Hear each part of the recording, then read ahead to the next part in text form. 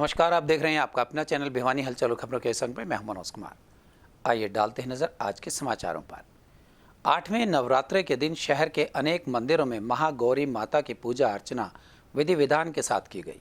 इस अवसर पर भिवानी के पौराणिक मंदिर पूर्वा हनुमान मंदिर में स्थापित नव दुर्गा भवन में माता के मनमोहक स्वरूप की पूजा के साथ कंजकाओं को माता का भोग प्रसाद स्वरूप खिलाया गया। आपको बता दें कि देवी भागवत पुराण के अनुसार महागौरी वर्ण रूप से गौर अर्थात सफ़ेद है और इनके वस्त्र व आभूषण भी सफ़ेद रंग के हैं। माँ का वाहन वृषभ अर्थात बैल है।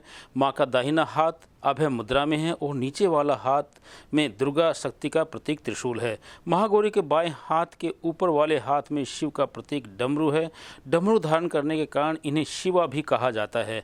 माँ के निचले हाथ अपने भक्तों को अभय देता हुआ वर मुद्रा में है। माता का यह रूप शांत मुद्रा में ही दृष्टिगत है। इनकी पूजा करने से सभी पापों की मुक्ति होती है। देवी भागवत पुराण के अनुसार नवरात्र की अष्टमी तिथि को माँ को नारियल का भोग लगाने की परंपरा है। भोग लगाने के बाद नारियल को या तो ब्राह्मण को दे दें, अन्यथा प्रसाद के रूप में वितरण कर दें। जो भक्त आज के दिन कन्या पूजन करते हैं वे हलवा, पूड़ी, सब्जी और काले चने का प्रसाद विशेष रूप से बनाया जाता है।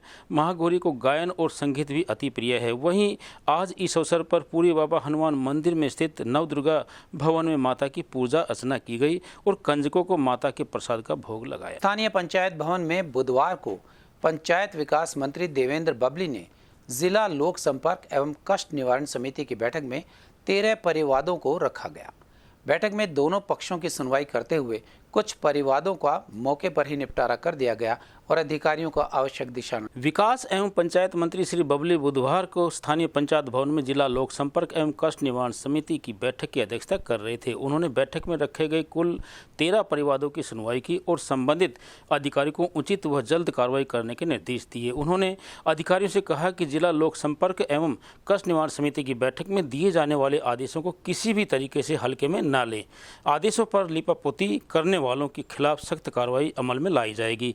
बैठक में रखे गए परिवादों की सुनवाई के दौरान उन्होंने स्थानीय अग्रसेन कॉलोनी निवासी सुधा पत्नी नरेंद्र सिंह परमार के मामले की सुनवाई व निपटारा करते हुए कहा कि कानून व्यवस्था बनाए रखने के लिए पुलिस की सख्ती जरूरी है, लेकिन इसके साथ साथ किसी भी मामले के जांच के दौरान पुलिस का पीड़ित पक्ष के साथ सही व्यवहार होना जरूरी है। पीयूष गुप्ता पुत्र स्वर्गीय हनुमान प्रसाद गुप्ता निवासी भिवानी के मामले की सुनवाई करते हुए कैबिनेट मंत्री श्री बबली ने आरोपी निजी अस्पताल के संबंधित स्टाफ सदस्यों पर तुरंत मुकदमा दर्ज करने के निर्देश जारी किए।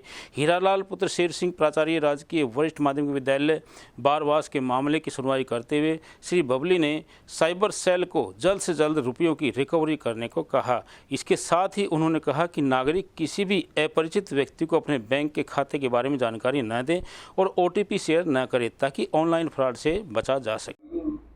मैं वहाँ मौके पर गया था, पूरी टीम लेके और इनके एससी को भी एक्सेप्ट करवाया। ये सभी बात हुई, मंत्री ने भी इनकी मीटिंग की एक और के हुड्डा के दोनों सेक्टर काफी खराब है। सेक्टर से इसमें डिस्पोजल भी नहीं है। इन्होंने हैंडओवर कर दिया कमेटी को। वैसे पटों की हालत खराब है। बिल्कुल इनकी समझने की बात सच्ची है। और तो ये सारे अधिकारी इधर बुला के मैंने पूरी मिनट्स रिकॉर्ड करके और ये एसपी पे सभी हमें भेज दिए। ये हुड्डा के इसकी सफाई कराएंगे बरसात से पहले, स्टॉर्म वाटर ब्लीचिंग वो कराएंगे। इनका सब मैंने एसपी है वो भी देखा था। एक कर्मचारी है राज्य को अधिकारियों के साथ मेरी कौन करती है तो ऐसे भी रजिस्ट्री बनवाने के लिए सब कुछ देखने को मिलेगा।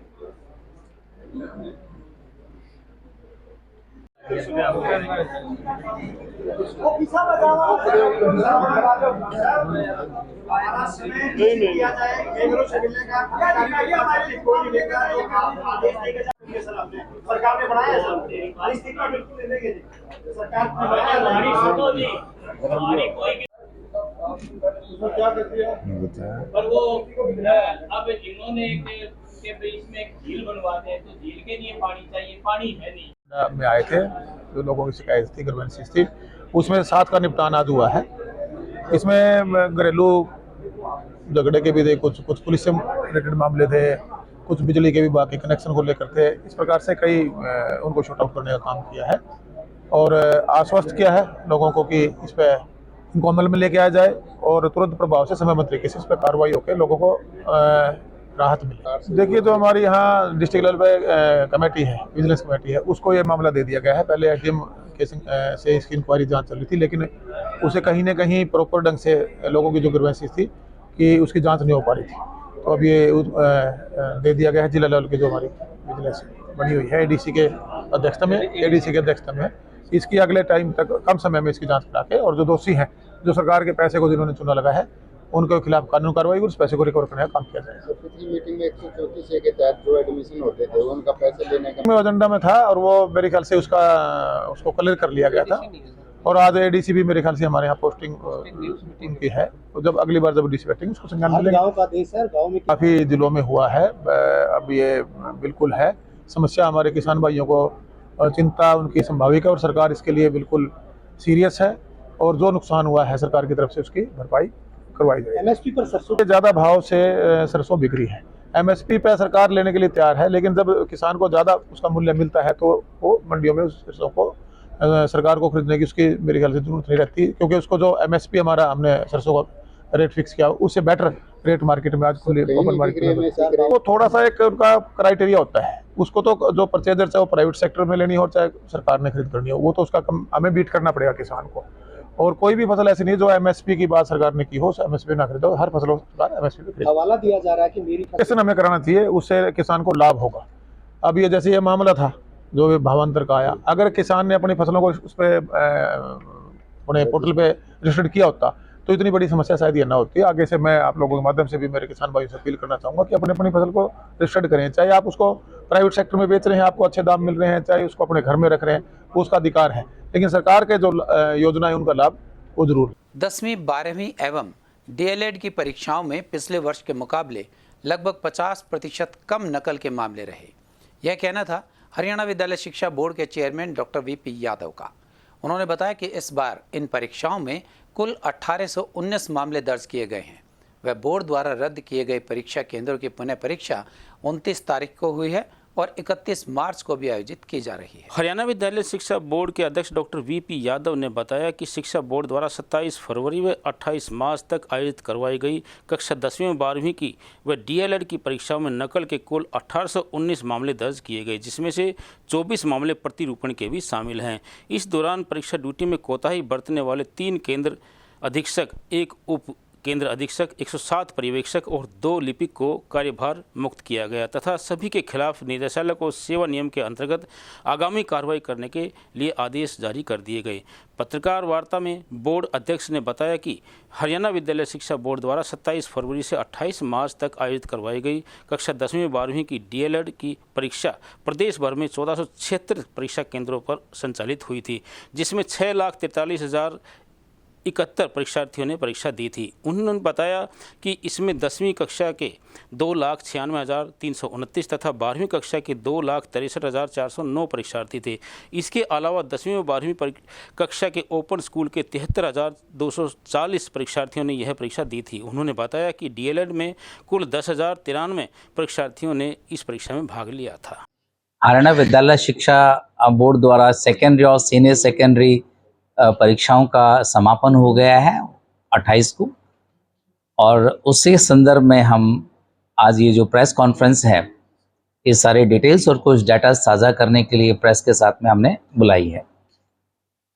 पूछ लीजिए सवाल।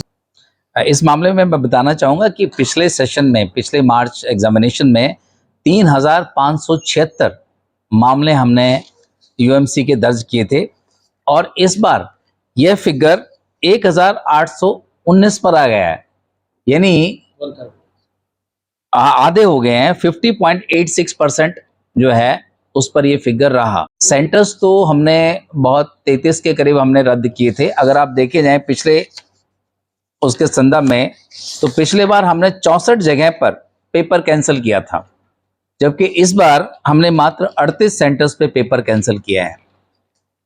तो ये एक जो बहुत बड़ा बदलाव है ये देखने को मिला है, और उसका मुख्य कारण ये हो सकता है कि हमने इस बार जो परीक्षाओं में क्यूआर कोड्स और alphanumeric code, special security codes डाले थे, उसकी वजह से एक बार मात्र सोनीपत के अंदर ये खबर आई थी कि पेपर लीक हुआ, हमने तुरंत उसको पकड़ा, जिसके कहीं से भी सेंटर से हुआ था, बाय नेम एफआईआर दर्ज हुई। उसके बाद पूरे प्रदेश में मामले में शांति सी छा गई, कहीं से भी कोई पेपर लीक का मामला फिर उसके बाद में नहीं आया। जहां तक रहा कि पेपर लीकिंग का, तो जिस तरह से पहले ऑलमोस्ट डेली पेपर लीक होने की खबरें आती थी, इस बार उस पर मैं कह सकता हूँ 100% रोक लगी है। किसी से भी एक बार के बाद कहीं से भी पेपर लीक होने का मामला नहीं आया, और जहां पर भी आया हमने तुरंत पकड़कर उस पर कार्रवाई की है। तो इस तरह से देखेंगे नकल के मामले, तो जैसे मैंने पहले बताया कि 3576 मामले पहले थे, लेकिन इस बार ये फिगर 1819 पर आ गया है, यानी पिछले के मामले में तुलना में 50.86% टूटे हैं और बहुत ज़्यादा जगह टूटे हैं। उन पर हमने एफआईआर दर्ज करवाई है सेंटर सुपरिटेंडेंट के ज़रिए, और उसके बाद अब इस बात को ध्यान में रखा जाएगा कि जहाँ पर भी परीक्षा केंद्र बनेंगे तो हम उन्हीं जगह बनाएंगे जहाँ पर हमें इस बात की गारंटी मिल सके, चाहे वो सरकारी स्कूल है या प्राइवेट स्कूल है, कि पूर्ण तरह से उन कैमरों की रक्षा की जाएगी। Round the clock power backup वहाँ पर होगा, ताकि पूरी की पूरी रिकॉर्डिंग और मॉनिटरिंग हमारा यहाँ पर जो बोर्ड के अंदर कंट्रोल एंड कमांड सेंटर है उससे की जा सके। पंचायतों का जहाँ तक रहा पंचायतों का, कई जगह पंचायतों का बहुत अच्छा रोल रहा है, लेकिन कई जगह ऐसा रहा कि पंचायतों को हमें सहयोग नहीं मिल पाया, और उन जगह पर नकल हुई है, परीक्षा केंद्र भी शिफ्ट हुए हैं, और ऐसे में आगे से हम उन जगह पर जहाँ अनियमितता है ऐसी जगहों को हम सेंटर बनाने के लिए विचार करना होगा। हमें आपको नहीं लगता सिर्फ जवाबदेही थे? जहाँ तक रहा सवाल पंचायतों का, तो हमने आगे से पंचायतों से अंडरटेकिंग भी ली है और ये कहा कि अगर किसी तरह की अनियमितता पाई गई तो सेंटर भी कैंसिल हो जाएगा, और एक धरोहर राशि भी हम फिक्स करेंगे आगे से कि कोई भी नुकसान होगा उसकी भरपाई भी पंचायत करेगी। अगर कोई भी अनियमितता प्राइवेट स्कूल में मिलती है सेंटर के अंदर, तो उसके ऊपर आर्थिक दंड भी लगाया जाएगा और मान्यता भी रद्द कर दी जाएगी। इस तरह का एक्शन अगर प्राइवेट स्कूल से पाया जाता है तो हम करेंगे। जिन किसान भाइयों का बेमौसमी बरसात में गेहूं व सरसों की फसल का जो नुकसान हुआ है, वह मेरी फसल मेरा ब्यौरा पोर्टल पर अपने नुकसान की भरपाई के लिए आवेदन कर सकते हैं। यह कहना था कृषि विज्ञान केंद्र के एसडीओ सतवीर सिंह का। उन्होंने कहा कि पोर्टल पर आवेदन के बाद गिरदावरी और जल्द से जल्द मुआवजा दिलवाया जाएगा। जब इस बारे में कृषि विज्ञान के एसडीओ सतवीर सिंह से बातचीत की गई तो उन्होंने बताया कि बेमौसम बरसात में गेहूं और सरसों की फसल में जिन किसान भाइयों को नुकसान हुआ है वे किसान मेरी फसल मेरा ब्यौरा पोर्टल पर आवेदन कर सकते हैं। उसके बाद नज़दीकी पटवारी उन किसानों के खेत की गिरदावरी करेगा और उसका मुआवजा किसानों को दे दिया जाएगा। वहीं एसडीओ सतवीर सिंह ने किसान भाइयों को अपनी फसल को बीमा करवाने की भी अपील की है। वहीं उन्होंने बताया कि जिन किसान भाइयों ने अपनी फसल का बीमा नहीं करवाया था उन्हें भी हरियाणा सरकार जो नुकसान हुआ है उसकी भरपाई करने के लिए मुआवजा देगी। जिले में जो बेमौसम बारिश और ओलावृष्टि हुई है, फिलहाल फसलों के नुकसान की सूचना किसान भाई ई क्षतिपूर्ति पोर्टल पर विभाग का जो पोर्टल है मेरी फसल मेरा ब्यौरा के द्वारा दे सकते हैं, जिसके पश्चात संबंधित रेवेन्यू पटवारी किसान के खेत में हुए नुकसान का सत्यापन करेगा और नुकसान के सत्यापन के पश्चात ही सरकार द्वारा किसानों को मुआवजा राशि प्रदान कर दी जाएगी। अभी खुला है, किसान भाइयों से मेरी बार बार प्रार्थना है वो अपने खेतों में हुए नुकसान के इस पोर्टल पर जल्दी से जल्दी बताएं। तो जिन किसान भाइयों ने बीमा करवा रखा है वो बीमा कंपनी जो नुकसान हुआ है देगी, और जिन किसान भाइयों ने बीमा नहीं करवा रखा है हरियाणा सरकार ने घोषणा की है कि भाई उन किसानों को मुआवजा राशि दी जाएगी, जो कि एक बहुत ही अच्छा कदम है। गांव नाथुआस के ग्राम वासियों की टोल फीस माफ किए जाने की मांग को लेकर एसडीएम ऑफिस पहुंचे। उन्होंने यहां पहुंचकर बताया कि उनका गांव टोल से केवल 3 किलोमीटर की दूरी पर है, जबकि 10 किलोमीटर दूर वाले गांव के लोगों का टोल नहीं लग रहा है। वहीं एसडीएम ने टोल माफ करवाने का आश्वासन। आपको बता दें कि वाहन का टोल टैक्स माफ करने की मांग को लेकर गांव नाथुआस के किसान एसडीएम से मिलने उनके कार्यालय में पहुंचे। इस अवसर पर उन्होंने बताया कि उनका गांव बामला के पास स्थित टोल टैक्स केंद्र से मात्र 3 किलोमीटर पड़ता है, अतः अन्य गांव के माफ़ किए गए टोल टैक्स की तरह से उनके वाहनों का भी टोल टैक्स माफ़ किया जाए। वहीं उनके खेत भी टोल टैक्स केंद्र के बिल्कुल नज़दीक पड़ते हैं और उन्हें बार बार अपने खेतों में वाहन लेकर आना पड़ता है। सरपंच नाथवास आज टोल के लिए यहाँ एसडीएम साहब से मिलने के लिए आए हैं। हमारे जो नज़दीकी गांव है जहाँ 10 किलोमीटर 8 किलोमीटर उनके टोल फ्री किए गए हैं, लेकिन हमारा गांव 2 किलोमीटर दूर है जो वहाँ पर आज भी टोल लगता है। हम साहब से मिले हैं, साहब ने आश्वासन दिया है कि हम इसको फ्री कर देंगे, फ्री करवा देंगे, और नहीं तो हम 2 तारीख को सीएम साहब आ रहे हैं, उनसे मिलने का कष्ट करेंगे। हम सभी ग्रामवासी नाथवास से आए हुए हैं और एसडीएम साहब से मिलने के लिए टोल फ्री के लिए आए थे। पहले भी हमारे गांव और पालुवास की पंचायत एक साथ आई थी, पंचायत का टोल, पालुवास का टोल माफ़ हो चुका है, हमारे गांव का भी कोई सुनवाई नहीं हुई। वहां पे टोल लगता है जो हमारे गांव से कम, हमारा गांव तो 3 किलोमीटर है और ऐसे गांव जो कम से कम 10-12 किलोमीटर भी है उनका टोल माफ़ हो चुका है। हमारे गाँव का भी लगता है, वहाँ रोज़ बैर लड़ाई होती है, कुछ नहीं आता है। हम आज भी एसडीएम साहब से निवेदन करते हैं कि हमारा जल्द से जल्द टोल फ्री करवाएं। भिवानी के गांव लोहानी के निकट एक अज्ञात वाहन ने एक मोटरसाइकिल सवार को टक्कर मार दी, जिसमें एक युवक की मौत हो गई व दूसरा युवक घायल हो गया। परिजनों के बयान के आधार पर अज्ञात वाहन चालक के खिलाफ मामला दर्ज कर लिया गया है। परिजनों ने आर्थिक मदद और वाहन चालक के खिलाफ सख्त कार्यवाही की मांग की है। मृतक के दादा ज्ञान प्रकाश ने बताया कि मृतक नवीन गांव भानगढ़ गया हुआ था। रास्ते में एक अज्ञात वाहन ने मोटरसाइकिलों को टक्कर मार दी, जिसमें नवीन की मौत हो गई। नवीन कंपटीशन एग्जाम की तैयारी करता था। इस घटना में नवीन की मौत हो गई है। परिजनों ने सरकार से मांग की है कि मृतक के परिजन को आर्थिक मदद की जाए और अज्ञात वाहन के खिलाफ सख्त से सख्त कार्रवाई की जाए। वहीं मामले के जांच अधिकारी प्रवेश ने बताया कि नवीन पुत्र सुरेश कुमार गांव कुसुम्भी का रहने वाला था, जिसकी उम्र 20 से 22 वर्ष के बीच थी, जो अपने रिश्तेदार मनोज के साथ गांव भानगढ़ गया हुआ था। रास्ते में एक अज्ञात वाहन ने मोटरसाइकिल को टक्कर मार दी, जिसमें मोटरसाइकिल पर सवार नवीन और मनोज गिर गए और इस घटना में नवीन की मृत्यु हो गई और मनोज का हॉस्पिटल में इलाज चल रहा है। ये मेरा पोता लगा करता, इसकी उम्र लगभग 20-21 साल के आसपास थी और ये वह गया था, भानगढ़ गया था।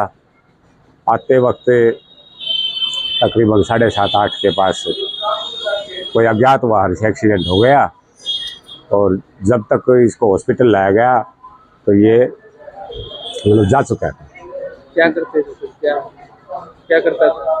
ये पढ़ाई करता था, पेपर की तैयारी करा करता, सर्विस लागने के लिए। क्या मांग करते हैं? ये गरीब आदमी है, कुछ सरकारी मदद हो जाए अच्छा है। का ये लड़का नवीन कुमार, पिताजी का नाम सुरेश कुमार है और कुसुम्भी गांव से, उम्र करीब 20 से 22 साल है और इसके रिश्तेदार है इसका लड़का कोई मनोज कुमार, इनका भानगढ़ से, जो उसके साथ मोटरसाइकिल से जा रहे थे, जो लोहानी और जो गाँव कौन सा भानगढ़, उनके आसपास में कोई अज्ञात व्हीकल ने टक्कर मार दी, जिस कारण नवीन की मृत्यु हो चुकी है। उसका पोस्टमार्टम करवा के कार्रवाई की जा रही है और जो लड़का मनोज है वो अंचल अस्पताल में एडमिट है, उसके भी बयान लिए जाएंगे और इसमें मृतक के पिताजी की दरखास्त है, उसके दरखास्त के ऊपर एक्सीडेंट की FIR दर्ज करके कार्रवाई की जाए। हमारे इस समय बस इतना। अगले के लिए देखते रहिएगा आपका अपना चैनल भिवानी हलचल।